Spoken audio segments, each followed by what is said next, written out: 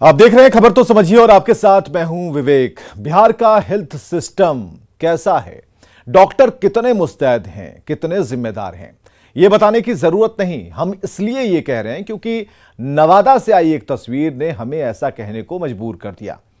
Doctor के अभाव में प्रसव कराने आई एक महिला की जान चली जाती है और सिविल सर्जन है कि डॉक्टर का वेतन काटने की बात कर रही हैं। क्या वेतन काटने भर से किसी की जान लौट सकती है? देखिए इस बेशर्म सिस्टम को जगाती ये रिपोर्ट।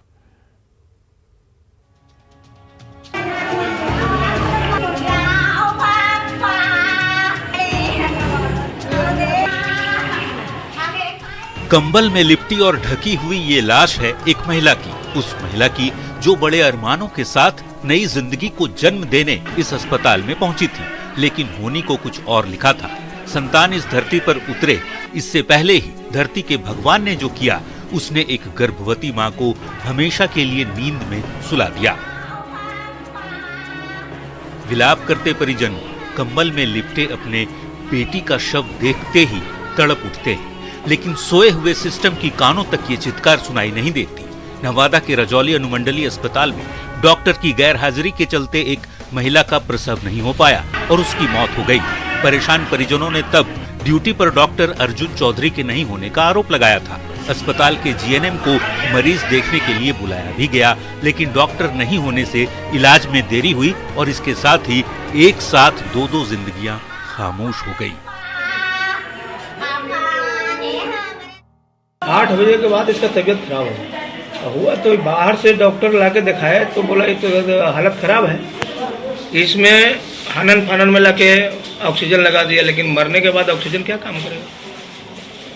यही तो कैसे ये डॉक्टर की लापरवाही। डॉक्टर था? नहीं सर, कोई डॉक्टर नहीं था। कोई डॉक्टर। न्यूज 18 ने जब प्रमुखता से खबर दिखाई तो जिले के सिविल सर्जन महोदया कहती हैं कि उनके कार्यकाल में 1.5 साल में पहली बार ऐसा हुआ। एक्शन के नाम पर आरोपी डॉक्टर की तनख्वाह काटे जाने की बात कहती हैं। सोए हुए सिस्टम से उम्मीद ही क्या करें, कई गंभीर सवाल जरूर पूछेंगे। सवाल है कि ड्यूटी से क्यों गायब था डॉक्टर? डॉक्टर को निलंबित क्यों नहीं किया गया? क्या वेतन रोकने से महिला की जिंदगी लौट जाएगी? सिविल सर्जन ने क्यों नहीं निभाई जिम्मेदारी? क्या वेतन रोकना ही सीएस का काम है? प्रसूता की मौत के लिए आखिर जिम्मेदार कौन है? सवाल कई हैं जिसका जवाब देना ही होगा। न्यूज 18 के लिए नवादा से अनिल विशाल की रिपोर्ट। खबर समझिए। दरअसल बिहार में स्वास्थ्य व्यवस्था प्रखंड और अनुमंडल स्तर पर बदतर है। ज्यादातर अस्पताल भवन संसाधनों की कमी का रोना रो रहे हैं। डॉक्टरों की तैनाती के बावजूद अधिकांश अपनी ड्यूटी से गायब रहते हैं। प्रसव के लिए आई गर्भवती महिला की जान सिर्फ डॉक्टर के नहीं रहने से चली गई। समय रहते अगर उपचार होता, डॉक्टर रहते, जच्चा बच्चा दोनों ही सही सलामत बच जाते। यह समझिए कि जिले के सिविल सर्जन ने वेतन बंद करने का आदेश दिया है। अब आरोपी डॉक्टर को सस्पेंड भी नहीं किया जाता है। केवल वेतन रोकने से मरीज की जान तो वापस नहीं लौट सकती। सिविल सर्जन रिमोट इलाकों के अस्पतालों का निरीक्षण नहीं करते। गरीब मरीज सरकारी अस्पतालों में ही इलाज कराते हैं और इसे गंभीरता से डॉक्टर नहीं लेते और ऐसे में गरीबों की जान यूं ही जाती रहती है। आगे बढ़ते हैं। नवादा के अनुमंडलीय अस्पताल में इलाज के अभाव में प्रसूता की मौत हुई और डॉक्टर की अनुपस्थिति के कारण इलाज नहीं हुआ। सिविल सर्जन ने वेतन पर रोक लगाई, लेकिन सवाल हमने पूछ डाले हैं। वैशाली हादसे के बाद आरोपी ड्राइवर के शराब पीने से के खुलासे से हड़कंप मच गया। न्यूज 18 ने जब ग्राउंड रिपोर्टिंग के जरिए लोगों से के बीच पहुंचकर शराब की स्थिति को जानना चाहा तो खुलासे बेहद ही चौंकाने वाले सामने आए।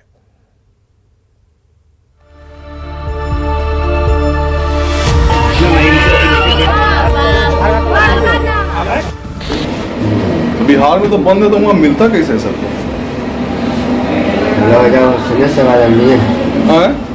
सब आदमी है वहाँ पर, उसने सब उसने है। कितना लेता है पैसा? कौन दारू था?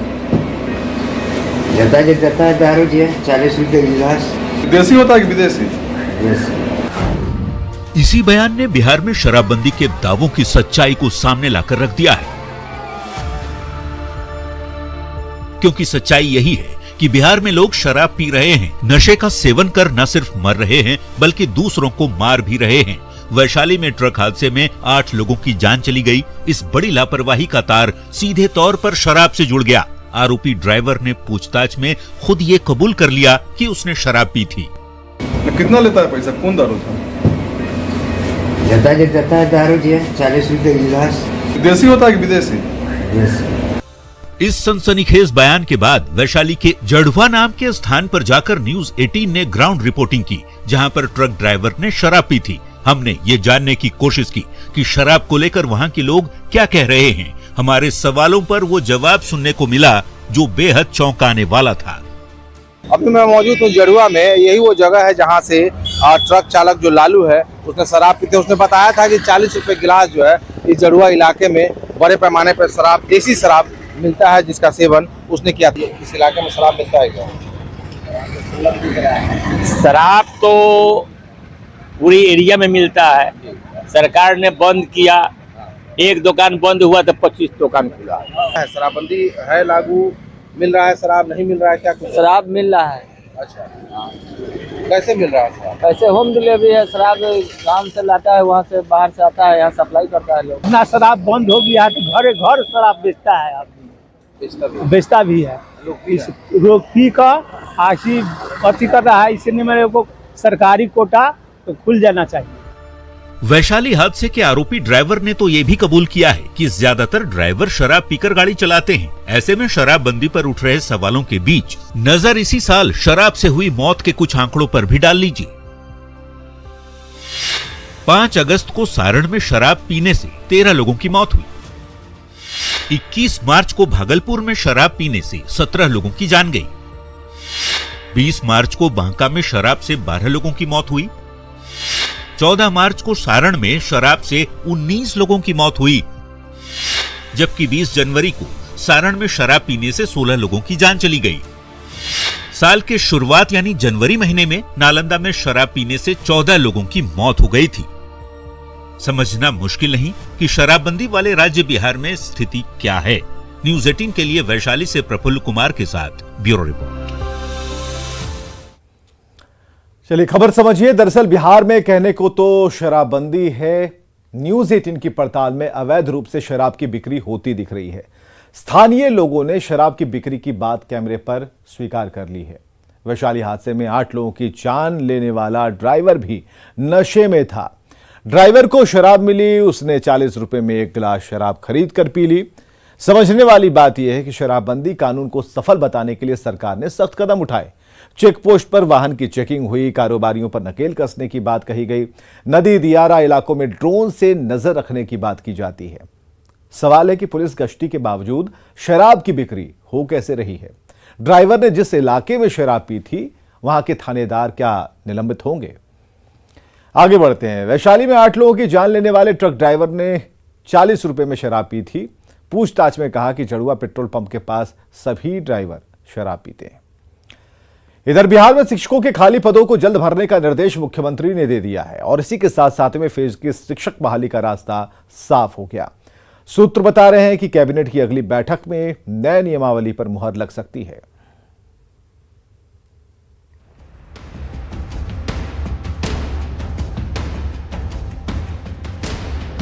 मुख्यमंत्री नीतीश कुमार ने शिक्षा विभाग को बड़ा निर्देश जारी किया है। शिक्षकों के खाली पदों को जल्द भरने का निर्देश सीएम ने दिया है, ऐसी खबर है। सीएम के निर्देश के बाद शिक्षकों की 7वें फेज की बहाली को लेकर नियमावली पर जल्द मुहर लग सकती है। संभावना है अगले कैबिनेट की बैठक में नई नियमावली पर मुहर लग जाएगी और 10 दिसंबर के बाद 7वें फेज की शिक्षक बहाली की विज्ञप्ति भी जारी कर दी जाएगी। मुख्यमंत्री आवास पर बैठक के बाद बाहर निकले वित्त मंत्री विजय चौधरी से जब हमारे संवाददाता ने सवाल पूछा तो जल्द बहाली का जवाब मिला। पीछे कहाँ हट रही है? कब तक बहाली हो रही, कुछ आइडिया? बहाली वो प्रक्रिया आप जानते हैं कि न्यायालय के हस्तक्षेप के कारण भी कुछ प्रक्रिया बाधित होती है। जी, उम्मीद है पॉजिटिव सोचा जाए एकदम। वहीं बिहार के शिक्षा मंत्री प्रोफेसर चंद्रशेखर ने बीजेपी पर रोजगार को लेकर किए जा रहे सवालों पर तंज कसते हुए कहा कि केंद्र सरकार ने 16 करोड़ रोजगार दिए या नहीं, पहले वो बताएं। ये जो है 16 करोड़ बहाल कर दिए, फिर रहे 2 साल तो कितना बहाल किए पता नहीं। शिक्षा मंत्री ऐसा क्यों कह रहे हैं, उसकी वजह बिहार बीजेपी के अध्यक्ष संजय जायसवाल का वो बयान है जिसमें उन्होंने 13 दिसंबर तक 10 लाख रोजगार का वादा पूरी करने का अल्टीमेटम राज्य सरकार को देते हुए कहा था कि यदि ऐसा नहीं हुआ तो वे सदन नहीं चलने देंगे।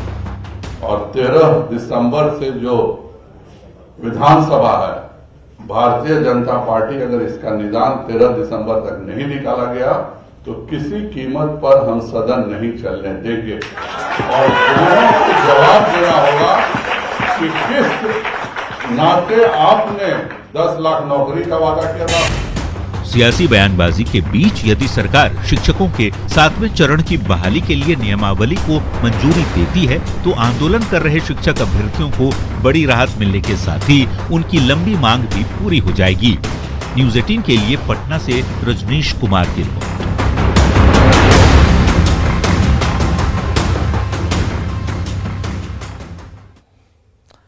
चलिए खबर तो समझिए। दरअसल बिहार में पिछले 3 साल से 7वें चरण की नियुक्ति प्रक्रिया रुकी है। 2019 में छठे चरण की नियोजन शिक्षकों की बहाली हुई थी। हजारों की संख्या में सीटेट और बीटेट अभ्यर्थी धरना प्रदर्शन कर रहे हैं। नियुक्ति की जल्द से जल्द मांग की जा रही है सरकार से। मुख्यमंत्री नीतीश कुमार ने शिक्षा विभाग को जल्द बहाली का निर्देश दिया है और समझने वाली बात यह है कि बिहार में प्राथमिक स्कूलों की संख्या 38,000 है। 30 बच्चों पर एक शिक्षक को मानक माना जाता है, तो इस हिसाब से 2,80,000 प्राइमरी टीचर्स की कमी है। माध्यमिक स्कूलों की संख्या 32,000 है और प्राथमिक स्कूलों में 60 और माध्यमिक विद्यालयों में 70 छात्रों पर सिर्फ एक ही शिक्षक उपलब्ध हैं। आगे बढ़ते हैं। केंद्र सरकार ने रोजगार मेले का आयोजन कर देश भर के 71,000 युवाओं को रोजगार दिया। पटना में भी आयोजन हुआ। नियुक्ति पत्र पाकर युवाओं के जोश और खुशी का ठिकाना नहीं था, लेकिन अगर कुछ अलग दिखा वो था नेताओं का बयान। सत्ता और विपक्ष के नेताओं में रोजगार की क्रेडिट लेने की होड़।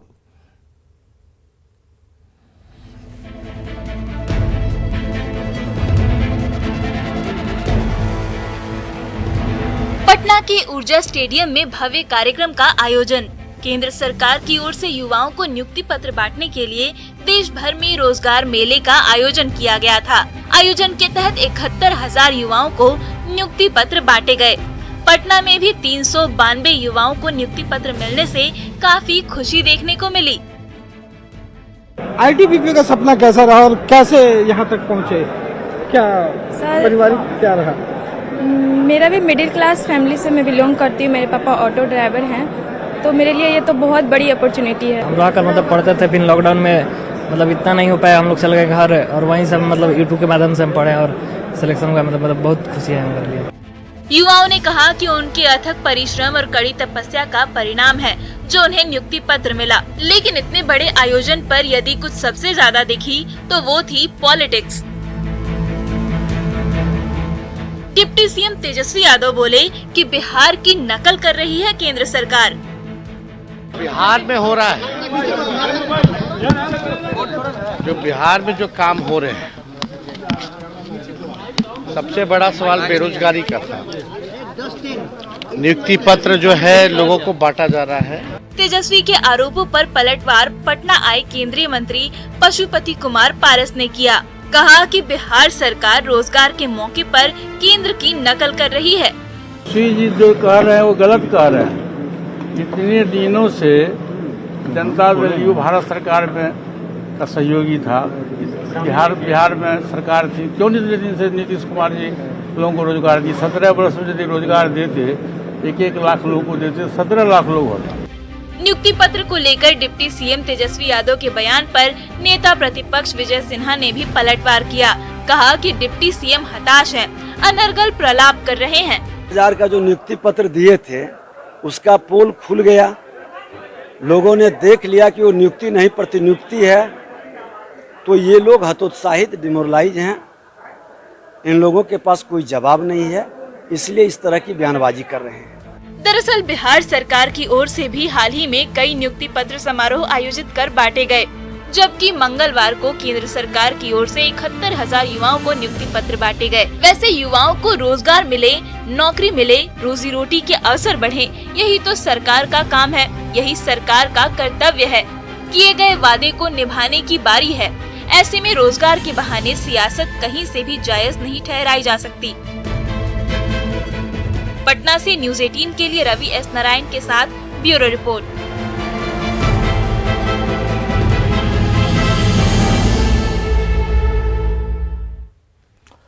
खबर समझिए कि रोजगार को लेकर सियासत क्यों हो रही है। दरअसल महागठबंधन की सरकार बनने के बाद 10 लाख और 20 लाख रोजगार देने का वादा किया गया। नीतीश और तेजस्वी दोनों ही जल्द सरकारी विभागों में खाली पड़े पदों को भरने की बात करते हैं। रोजगार मेला लगाकर राज्य में युवाओं को नियुक्ति पत्र का वितरण किया जा रहा है और जो केंद्र सरकार है उनकी तरफ से भी मंगलवार को देश भर में 71,000 युवाओं को नियुक्ति पत्र बांटा गया। रोजगार को लेकर राज्य और केंद्र सरकार एक दूसरे पर पहले रोजगार देने का अपना अपना दावा कर रहे हैं। खबर यह समझने लायक है कि बिहार में रोजगार हर चुनाव में मुद्दा बनता है। राज्य की जनसंख्या का बड़ा हिस्सा पलायन करने को मजबूर है। बिहार में उद्योग लगाने की घोषणाएं कागजों तक सिमटी हैं। रोजगार नहीं मिलने से युवा परेशान हैं। नीतीश तेजस्वी की सरकार ने 20 लाख रोजगार देने का वादा किया।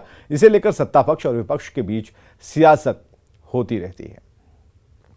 नेता प्रतिपक्ष विजय सिन्हा ने नीतीश सरकार पर जानबूझकर उनके साथ भेदभाव का आरोप लगाया। उन्होंने कहा कि जो सुविधाएं नेता प्रतिपक्ष को मिलनी चाहिए वो नहीं मिल रही। विजय सिन्हा ने कहा कि उन्होंने कई बार अपनी सुरक्षा बढ़ाने की मांग की लेकिन उस पर कोई सुनवाई नहीं हुई। मंडल दल के नेता पार्टी के हो सकते हैं लेकिन विधानसभा के प्रतिपक्ष के नेता के नाते कैबिनेट स्तर का दर्जा प्राप्त है और कैबिनेट स्तर के दर्जा विधानसभा अध्यक्ष विभाग के मंत्री का भी है।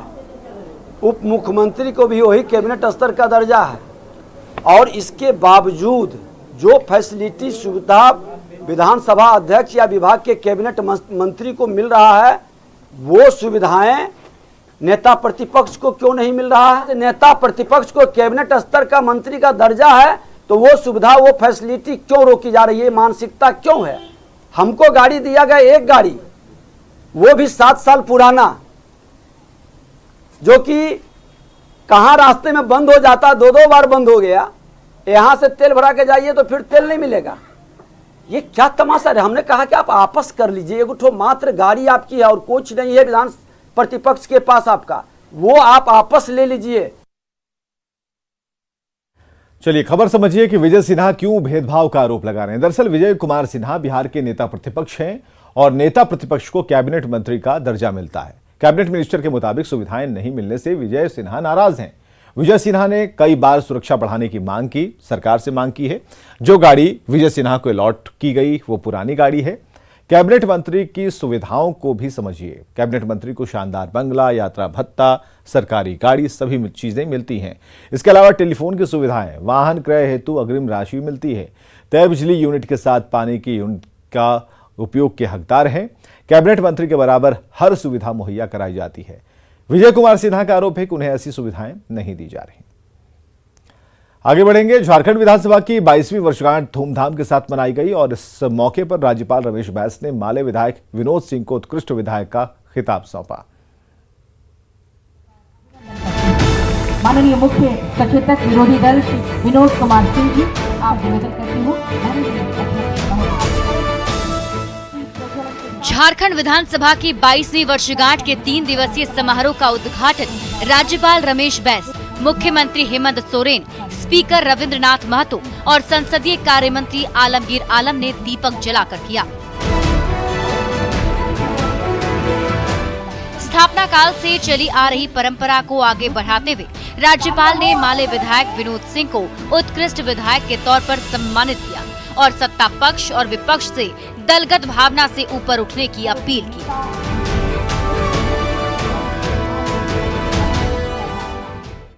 झारखंड विधानसभा का नाम देश की आदर्श विधानसभाओं में हो, इसके लिए प्रत्येक सदस्य को अपनी सक्रिय भूमिका निभानी होगी। सभी माननीय सदस्य चाहे वो पक्ष के हो या विपक्ष के हो, जनता की भलाई के लिए दलगत भावना से ऊपर उठकर कार्य करें।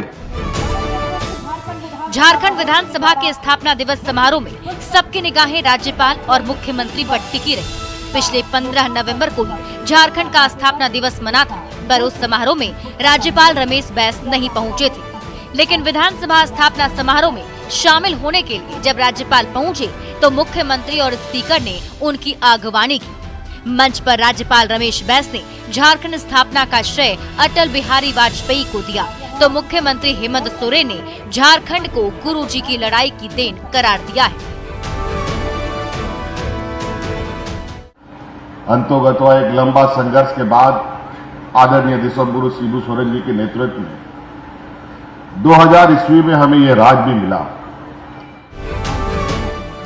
झारखंड स्थापना दिवस समारोह के मंच पर शहीद पुलिसकर्मियों और जवानों के परिजनों के साथ साथ 8 होनहार खिलाड़ियों, 9 प्रतिभावान छात्रों और विधानसभा के 6 कर्मचारियों को भी सम्मानित किया गया। स्पीकर ने माले विधायक विनोद सिंह को सर्वश्रेष्ठ विधायक का खिताब देने पर गर्व जताया।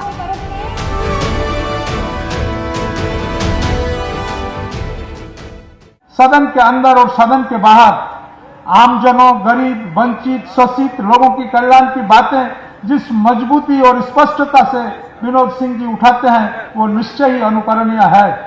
आज उन्हें बिरसा मुंडा उत्कृष्ट विधायक घोषित करते हुए मैं स्वयं को गौरवान्वित महसूस कर रहा हूं। झारखंड विधानसभा समारोह में करीब 2 घंटे तक राज्यपाल और मुख्यमंत्री साथ साथ रहे। मंच पर दोनों की कुर्सियां अगल बगल होने के बावजूद दोनों एक दूसरे से दूर नजर आए, पर सार्वजनिक तौर पर दोनों ने एक दूसरे को पूरे अदब से सम्मान दिया और लिया भी। अविनाश, न्यूज़ 18, रांची। और खबरें लगातार जारी हैं, बने रहिए हमारे साथ।